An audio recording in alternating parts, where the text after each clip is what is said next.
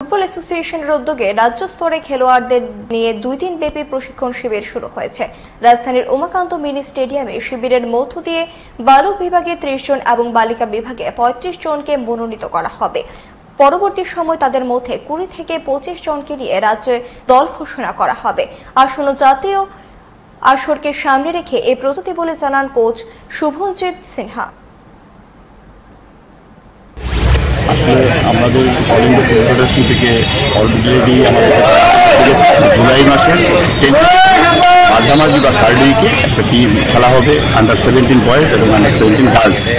তো গার্লস এবং বয়েজ তো আমাদের এই মাসের 12 তারিখ থেকে ওপেন হবে সিআরএস করাটা। তো আমাদের 1 মাস আগে সিআরএস করতে হবে। আমরা মোটামুটি ছেলেদের থেকেও 30 জন, মেয়েদের থেকেও 30 জন বা 35 জনের মতো আমরা সিলেকশন করে রাখবো এবং সবাইকে সিআরএস করবো। লাস্ট একটা ফাইনাল ট্রায়াল দেখে তাদেরকে 15 দিনের মতো একটা কোচিং ক্যাম্প করে তাদের থেকে আমরা বেছে নেব 20 জন বা 22 জন, যা last instruction all India federation থেকে দেওয়া হবে। তারপর আমরা যে সময় ফাইনাল ডেটটা ঘোষণা করবো অল ইন্ডিয়া ফেডারেশন, তখন আমরা 15 দিন বা 20 দিন যাই একটা ডিসিশন নিয়ে দিয়ে থেকে আলাপ আলোচনা করে আমরা ট্রায়াল ক্যাম্পটা থাকবো। ওইখানে ফাইনাল সিলেকশন করে আমরা 20 জন বা 22 জনের যে টিমটাই যায় ওইটা আমরা কোচিং